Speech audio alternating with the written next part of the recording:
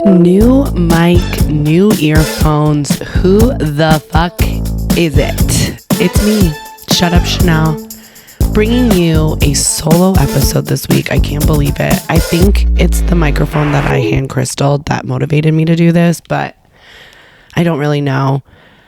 I actually think it's my excitement that we just finished the Marco show in New York City, September 9th, 2023.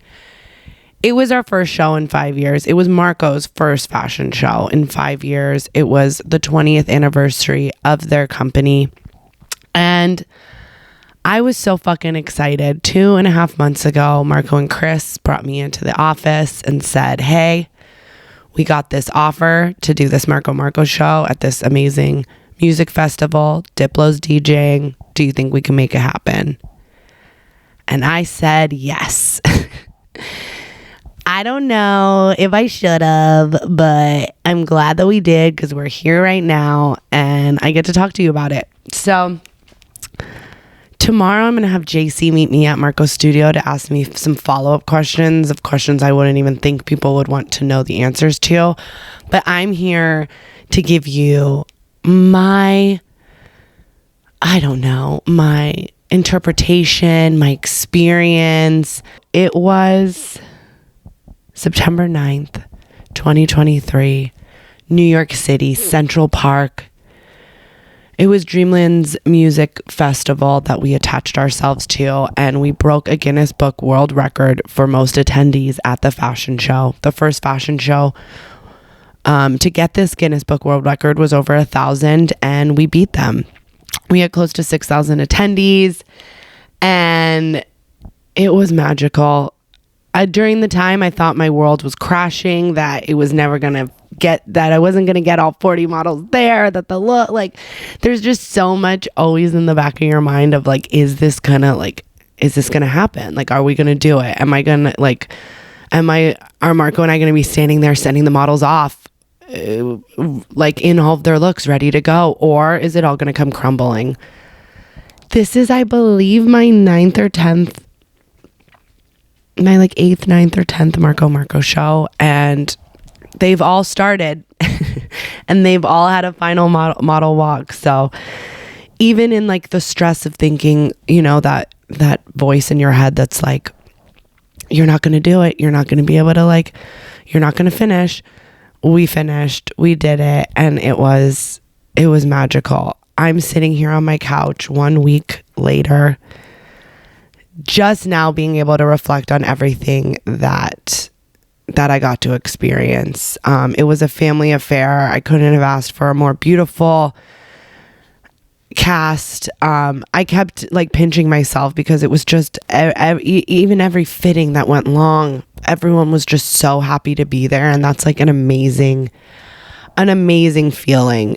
But I've been doing the Marco, as you've heard on the pod so far, I've been doing the shows with Marco and Chris for the last 13 years. So it was like, really, I didn't even know I needed it. I don't even think the models knew that they needed it. I hope that like once the dust settles, Marco realizes that he needed it. We did the event. It was fucking nuts. And now I'm reading this New York Post article. So the record groundbreaking event featured a catwalk from Marco Morante, the brains behind the namesake label Marco, making his first runway presentation in 5 years. The queer people are breaking the record. Was a quote. One of my favorite quotes from the article was right after the show, Jake came up to me and was like, where's Marco? The New York Post is here. And I was like, he's having a moment with his dad. Give him a minute. And he was like, no, they need to talk to him now. And so eventually Marco went and talked with the reporter from New York Post. And then literally as we were leaving the venue to go back to our penthouse for the after party, the article already came out. So we all sat on a bench in Central Park and read it together. Diplo was supposed to DJ our whole show, but there was like a little bit of like, not drama, but like just like stressed out people trying to make things work within a time limit and not realizing that fashion shows like take so much work. We had over 37 models to get ready: hair, makeup, wigs, nails, looks, shoes, accessories, like entourages. Like it was a lot. And the fact that we even like made it to the venue, I'm still like shocked that I did that. One of Marco's, just before 8 p.m., Diplo emerged behind the booth to a jam-packed sea of fans who jumped to the beat of his tracks as they eagerly awaited the Marco presentation. Marco show, which featured an estimated 40 avant-garde pieces that dazzled in the Technicolor light show. We Need Joy, Morante said to the Post backstage after the show. We're trying to bring that out when we can. The article goes on to say the collection was gorgeous, and Marco said to break a world record is camp. It feels like something that's so ridiculous. At the same time, the Guinness Book of World Records was something that I loved when I was a kid. Same. I remember getting that big book from like the book fair. It was like so big, when it was like a nice one, and I loved looking through that. And to think that I was a part of a Guinness Book World Record with my family, my Marco family, is an amazing thing. And I talked about it in therapy the other day, and she was like, girl, that was like historical. So it feels really good. It feels really good to be back. Every time I do a Marco show, there's this like inner critic that comes inside my head and is like, can you still do it? Like, was this something that you could only do when you were younger? Because it's a lot. Like, it's a lot of like keeping the models on board. Just, there's lots that I really should just have an episode where I go over everything that I do in the show. I started a journal because Willem told me to, of like all the things that I'm responsible for doing the Marco show. But yeah, we did it. We did it again. There were a couple moments during the day where I literally remember being like, I don't know if you're going to get everyone there, but we did. It was a success. I think the looks turned out amazing. I've never had such like an outpour from my friends of gratitude. And yeah, so let's see what questions Jaycie has for me.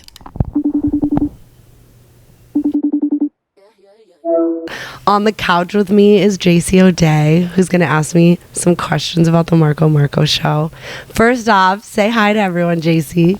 Hi, everyone. It's Jaycie O'Day, the president of the Chanel Perla fan club, and I'm so excited to be here to drill Chanel Perla with questions. Oh my God. Well, first off, how was your experience? Because this was your first Marco show that you helped with. Mm-hmm. It was iconic. It was everything. And it was really cool to see how everything behind the scenes works. Oh my God. So I'm dying to know what kind of questions you have for me. So let's get into it. Okay. Chanel, whenever anyone has a question about anything and they ask someone that's not Chanel, that person always says, I don't know, go ask Chanel. Go find Chanel. Go ask her. That's a Chanel question. Don't ask me. And you know, Chanel really does know it all. Do you enjoy being like that go-to person? Like, I feel like you have the responsibility of like directing everyone, giving everyone the information. Do you like that? Is that enjoyable? Honestly, it really is. I love to be stressed. Like, I think that's where I thrive. I think like I naturally have like this instinctive personality to want to be like the leader and the one that like has the answer to everything, and it's annoying in real life, but like at a fashion show it's really useful. Period. All right, what's your next one? Okay. You know, Marco's show has so many icons, whether it's nightlife or the entertainment industry or people that think they're iconic in their mind. I don't know. And Chanel, you're friends with a lot of these people with big personalities, and do you think that working with your friends and not having strictly like a professional relationship, like it's not just work because you guys have like a previous relationship going into it, do you think that sometimes maybe feelings get hurt, things get a little messy, like if someone's not cast in the show or they don't get the look that they want, do you think people say, you know, they take it a little more personal with with it because it's not just work. Is that hard, or does it get a little messy ever? Yes, it does get messy, and yeah, I am a natural people pleaser, and so I hold a lot of guilt. So like, I think because we have this relationship where it's like they know they can text me at midnight, or they could text, like they could like really let me know if they're like stressed or fearful, or like they know they can like message me at like midnight and be like, I want to see my look, where they wouldn't like normally text like another casting director and ask like the type of question. So it's a lot of pressure on me, one, because I do want to make sure like everyone's happy from like start to finish, but maybe that's also why we have such an enjoyable time, because we're always like we're expressing our needs and wants like from start to finish. Like, does that make sense? Yeah. It's like you guys are like comfortable with each other, so it like makes everyone happier in the end, maybe. Yeah, like and it has gotten messy. Like I think with the show, I mean, there's like times where, like during the process, like I will go ghost. Like I don't answer text messages. I don't go out in West Hollywood because I am fearful of like someone not feeling included, or I like everyone to be happy. That's like a gift and a curse, is that whenever I'm like in a work environment, I do want everyone around me to be happy and having a good time. So with that comes like the pressure of like making sure everyone's happy all the time. Like the morning after the show, when everyone tells me like how good of a time they had, or like they come to me and say like what a joyful experience I made it for them, like that makes it all worth it. And I think like also like, see, I hate that like people even like make you feel any other type of way, because here's the thing, no one's out here booking queer people like Chanel Perillo and Marco, and that also needs to be talked about, because who else was putting drag queens in New York Fashion Week shows before this? Literally nobody. So I feel like the fact that any queer people on this scale are like celebrated and like are getting all these experiences should be celebrated on its own, and not like turn into a petty situation, because I think like any queer representation on a stage like that is so sickening and major that it's like, let's not turn it into something that it's not. So I applaud you for that. And when you started casting Marco's shows, did you always think that it was gonna like turn into you like literally running it? Like, was that like, did that just like happen, or was that like talked about that like Chanel's gonna be like backstage making everything happen and not just like picking out models? Yeah, that's so weird, and that's why like you can't, like it all evolved naturally on its own. Like my job on Drag Race was to take care of the queens and make them happy, and then from that it evolved into like me wanting, like it was the brink of drag queens becoming famous, and I wanted to be there for it. Like I wanted to be on the tours. Like I wanted to see people falling in love with them because I loved them so much. And then when Marco and I decided to do the first fashion show, when he decided, I mean, he was like, listen, I got this offer to do this fashion show, but I don't want to tell them that we're not using cis women. Like he's like, I just want to let them think that we're doing a women's wear collection and like cast all drag queens. And he was like, you would be the perfect person for that, because you're leaving Drag Race, you know all the girls. Like at that point I had like everyone in my Rolodex, and so it kind of, and then with my production background, like I think people that work in TV become like natural born hustlers. Like we know how to move fast and quick, and so it kind of just evolved to me like kicking ass backstage on its own. But for the people listening that don't know who Jaycie O'Day is, Jaycie O'Day came into my life via Instagram, and I was like, who's this sickening girl? And she had watched the Marco shows since she was a little girl. So I do have a question. Like, how did you find the Marco show? How old were you? Do you remember like how the Marco show came into your life before even like meeting any of us? Okay, probably I feel like I was like 13, 12, I don't know, like yeah, probably like 12 years old on YouTube, and like it was probably just like recommended because I was like getting into my like Drag Race era. Like I was like, this was like my like intro to everything, and like that's how like Chanel Perlo, the icon, the legend, was introduced to me. And ever since then, I've been obsessed. I've been intrigued. I've been like, here's the thing. Everyone loves the people around Chanel. Baby, I'm focused on the main girl. She's the real it girl. So I think Chanel blessing us with not only this podcast, but so many amazing things. I'm very grateful. And I also worked so hard to get Chanel to follow me on Instagram. Like, you guys don't know, like, it took years of like commenting on her posts, like whatever. And then I got like announced to host this party in West Hollywood, and she followed me after that. And you know what? I have a screenshot of it too. I was like, Chanel Perlo followed you like 12 seconds ago. And I was like, yeah, it felt correct. So the worlds have mended, and this is my mother. Yay! My drag daughter. Okay, any other questions you have for me? And she worked her ass off backstage at this Marco show. So what a full circle moment for you. It was. Do you have any more questions? Okay, something that I thought was interesting, Chanel's like vibe and attitude the day before the show versus the day of the show were like completely different, and I thought it was like the funniest thing. Well, okay, it wasn't funny in the moment, but like looking back, I'm like, bitch, like Miss Girl was stressed the day before, and like literally we were like, it was the night before the show, we were like all in the penthouse, like cramming, like trying to get everything done, and like Nyx would like come up to me and be like, can you go ask your mom this? Can you go ask your mom that? And like no one wanted to be the one to like add to Chanel's plate, and like so like everyone would like come to me and be like, can you ask Chanel for us? Because no one wanted to do it, so like I was like the one having to ask Chanel like for certain things, and it was like I felt so bad.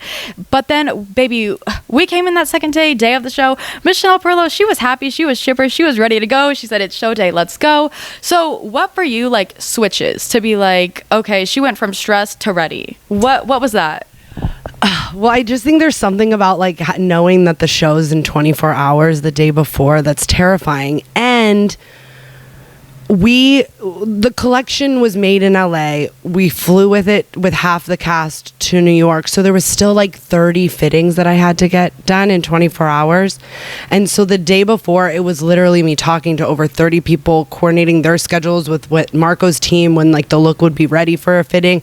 So it was just like, I hadn't slept, I hadn't eaten.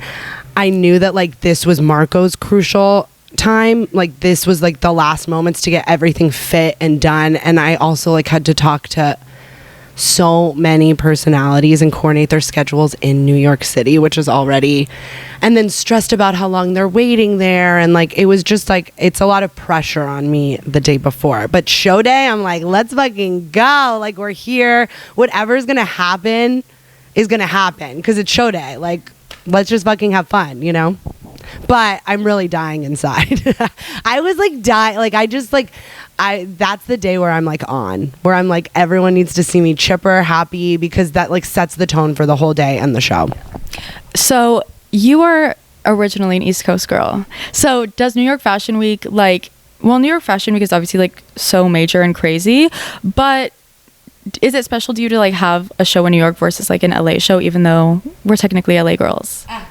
I know. I don't even know where I fit, because like I was born in New Jersey. I have like total East Coast vibes, but we moved to San Diego when I was 6 years old. So like it's weird, but I'm not San Diego at all. I think my parents were so East Coast that it just like there was no other way I was going to be. But yeah, when I'm in New York, like it's a very like to your younger self kind of moment.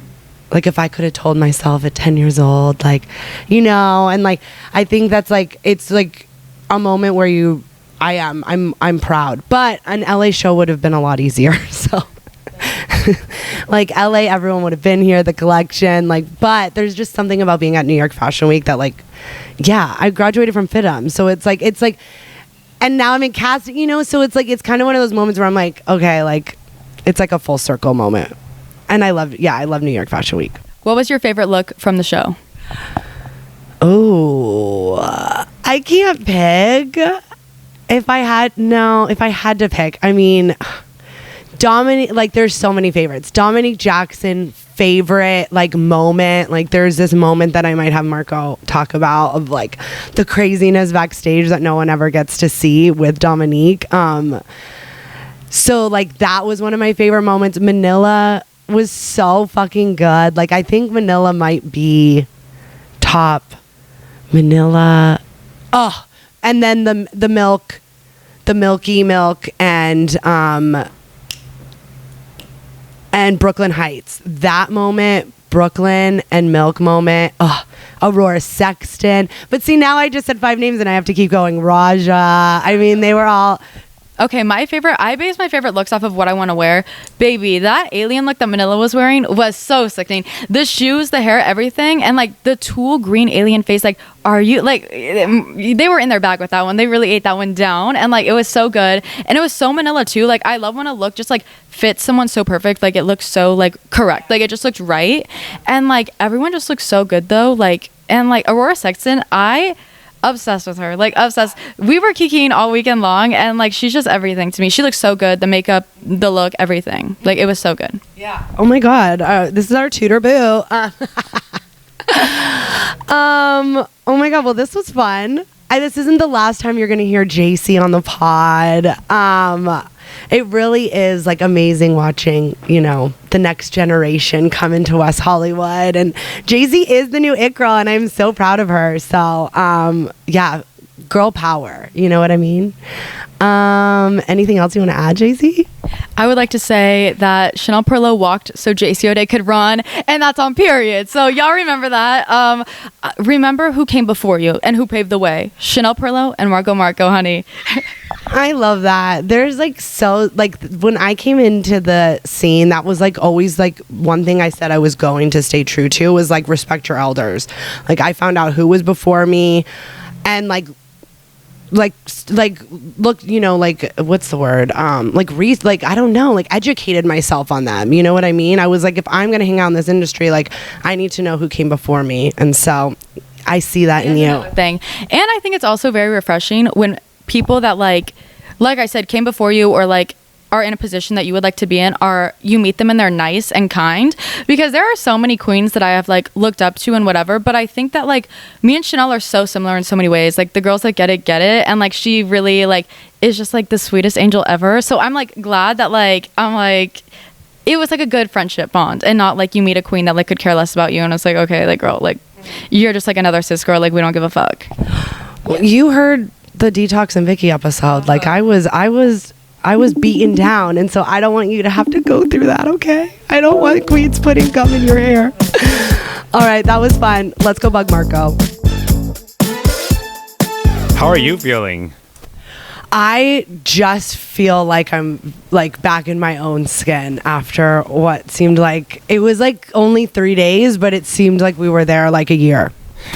Yeah, it was like I don't know. Why did it seem like it took so long? But also, you know, today we were talking about how you, what did we see? We saw some... Carmen's fart video. Yes. Yes. We saw Carmen's fart video, and she looked like she was having such a great time. Everybody looked like they were sitting around enjoying themselves, and I think that was the first time you and I had seen it from the outside, because it really felt like we were just like absolutely going to have to muscle through the last half of this because it was falling apart in our hands.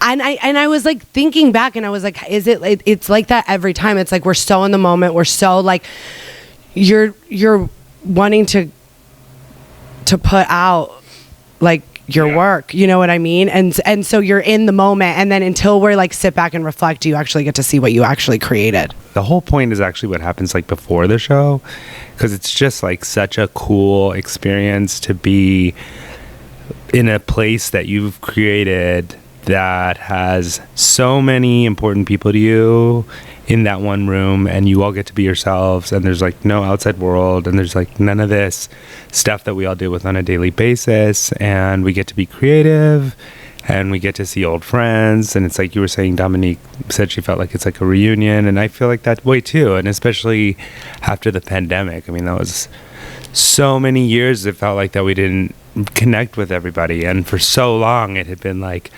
set like clockwork. We were going to get to see all our friends, whatever with the show, but the experience was amazing overall. I think like it all just felt like an onslaught, but like the last like half hour right before the show went on, and I think you and I like I went to where you should have been and you went to where I should have been. And then when we both got there, we were like, oh my God, I'm not the person for this job.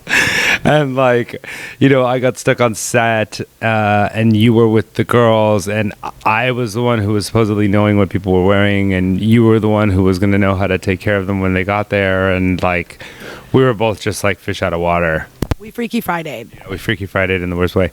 And, girls were getting to backstage and some of them we still had to get dressed or we had to finish putting them together. And we're about to go on. It's Dominique. I'm with her and Raja, and it's the very like last few people in the show. And she turns around and looks at me and just like, one breast has sort of like slipped out of the spaceship, and I'm just like covered in sweat, panicking. It's like a humid New York evening. It was like 90 degrees outside and raining. Like it was like drag queen, like worst scenario that you should be in ever. Yeah, and then we were like outside in a park too, so we didn't have any of the amenities that we normally have. So it's like when we ran out of safety pins, we were just out of safety pins. like if we didn't have some kind of whatever, then like that just wasn't going to happen at that moment. And we had that so many times down the lineup, but yeah, so we got to Dominique and her tit fell out and I didn't have anything to put it back in with, and I was trying to slip this spaceship back on, but of course it was strapless, and I think I ended up, the only thing I had on me was my VIP lanyard, and I tore that and like strung it through the back of the corset and then like punched holes in the spaceship and tied it on. And thank God it was Dominique, because only she would be like not furious with me for doing something like this, and she's just standing there sort of like arms up in the air looking at me saying like, yes, creativity, darling, glamour, this is creativity and drag. So like, I was like, that was really like, I was talking to my friend yesterday about it. That was really the theme of the show, was like, there were these sort of like monumental sort of shifts due to like circumstances that made us feel maybe at the time that like everything was falling apart. And then, it would turn out even better because of that. And so, my friend Tasha yesterday, she came by for fitting, and she was saying how like when I had started making clothes, all the seams were on the outside and I would use the wrong color thread, and like it was all about sort of like glorifying the mistakes. And she was like, take a look at the measure with which you're measuring yourself. Like whose standards are you using? Because like when you got into this, the whole point of it was to disrupt those standards and like to sort of like celebrate the mistakes that you make. And she's like, and all you're talking about is like the things that went wrong that, you would have wanted to cover up or you would have wanted to sew better. And it's like, those are not the people that you did this for in the first place. So. Oh my God. So what do we do it for? I mean, I think we do it so that it's done, I mean, it's weird because it shouldn't be such a meaningful thing, but like for whatever reason, people connected with the energy behind it. And like, Jaycie is so much younger than me that it's bizarre that she even, has any affiliation with it at all, So I think whatever that thing is, like that's enough of a reason to do it, Mm-hmm. I feel the same way. And it's like, it's our chance to do something for the community that's like from us. Like we're creating something whole and putting it out there. We're not necessarily, I mean, it's always good for everybody to contribute and participate, but like this is something that we get to do, and it can be inspiring in whatever way it is, or empowering, or stupid, whatever you want to think. That was amazing. I think I want to end it there because it was so good. I hope that you'll come back to the pod so we can do a real sit down, me and you. I'm pretty busy. What was that? I'm pretty busy.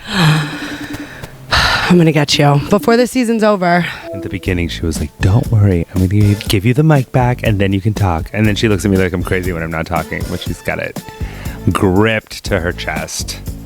So selfish. What were you gonna say? I was gonna say bye. Bye. Here's a little shout out to Chris, because I just want to give him a shout out. Chris, I love you. Chris is Marco's business partner and been a part of the company for over 20 years. And we all love you, Christopher.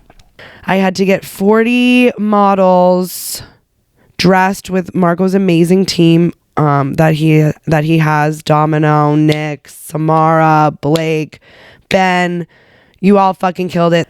Everyone really worked so hard to get all the models dressed, ready. Our amazing hair and makeup team, James Vincent, artistry. I mean, the makeup team was so on top of it, and I love working with you, James, and your team. And then we had Wigs and Grace.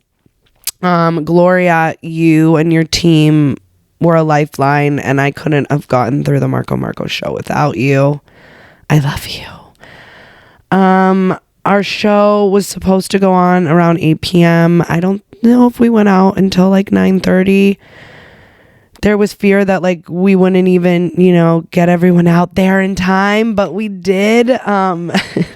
We really did. And I was so proud of all of the models for listening to me, letting me yell at you to get in line. I found out Lance Bass was there. Hey, Lance. That's insane that you were there. That's full circle for me. I mean, NSYNC was my whole childhood. And now that I know you as an adult, it's so weird. So the fact that you were there, I'm thanking you. And just Marco and Chris for always believing in me and letting me be a part of this magic that we started over 12 years ago. I really hope this is not our last Marco show. I really think we still have more to give to the community and to the world.